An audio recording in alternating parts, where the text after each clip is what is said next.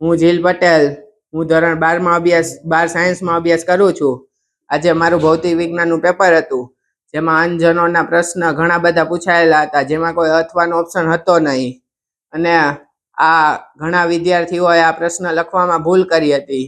લખવાનો હતો ઉપરનો પ્રશ્ન અને ઘણા બધા વિદ્યાર્થીઓએ નીચેનો પ્રશ્ન લખેલો છે.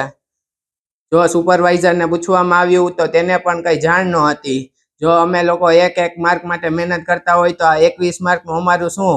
1 લાખ જેટલા વિદ્યાર્થીઓ, વિદ્યાર્થીનું ભવિષ્ય ખતરામાં રહેશે. 21 જો અમે એક માર્ક માટે મહેનત કરતા હોય તો આ તો 21 માર્કનો સવાલ છે.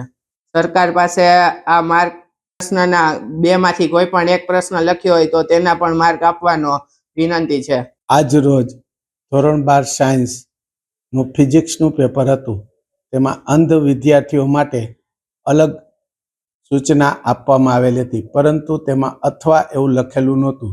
તેથી ઉપરનો પ્રશ્ન લખવો કે નીચેનો પ્રશ્ન, એમાં વિદ્યાર્થીઓ અટવાયા હતા. સુપરવાઇઝરને પણ પૂછતા સુપરવાઇઝરો પણ ઘણાએ પ્રથમ પ્રશ્ન અથવા નીચેનો પ્રશ્ન લખવાની સૂચના આપી. તેને કારણે ઘણા બધા વિદ્યાર્થીઓએ અંધ વિભાગનો પ્રશ્ન ગુણ 2, 3 અને 4માં વિભાગ 2માં લખી નાખેલો હતો. 1 લાખ વિદ્યાર્થીઓ જેવા પરીક્ષા આપતા હોય અને એક 2 માર્ક માટે હરીફાઈ હોય તો આ તો 21 માર્કનો વિભાગની અંદર ઘણા બધા વિદ્યાર્થીઓએ છબેડા કરેલા છે. અને બોર્ડને કારણે અથવા શબ્દ ન ઉમેરતા આ ભૂલ થયેલ છે.